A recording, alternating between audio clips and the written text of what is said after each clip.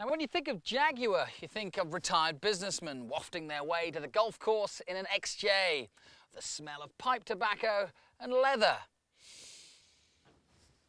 Which is odd, really, when you consider the amazing heritage that Jaguar have got in racing cars and sports cars.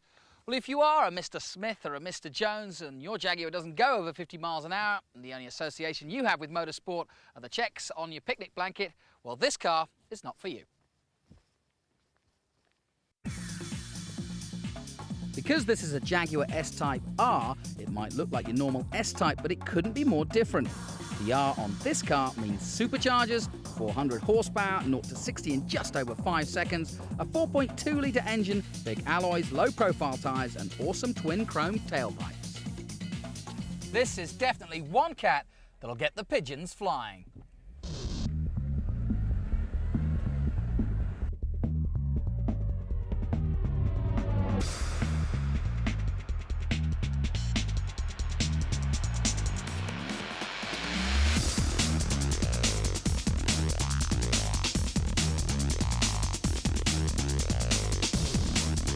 Now, with the label R, this is the top of the line of the S-Type, and you'd expect that with more power that it would be a little bit racier, but the way they've put the power in actually makes it very comfortable.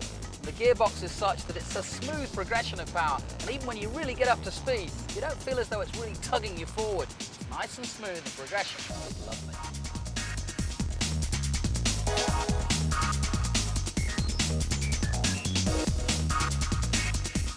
Now, once you've gone through the gearbox and you're accelerating, you get to a sort of maximum power and maximum speed that you want to go at, it's great. And those superchargers really kick in, but that's where the real problem comes in, because the superchargers really make an awful whine, and that's a real surprise for such a smooth car.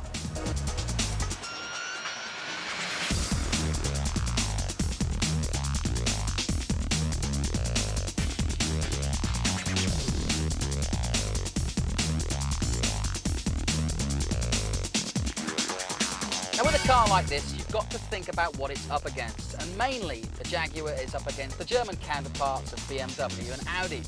Now, in terms of those cars, I would say the handling, performance overall is just as good as any of them.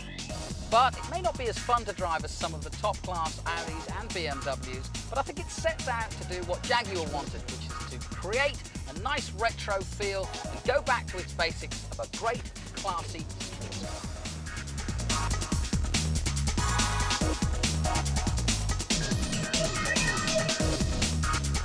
Of all our cars, the Jaguar actually feels the quickest under acceleration.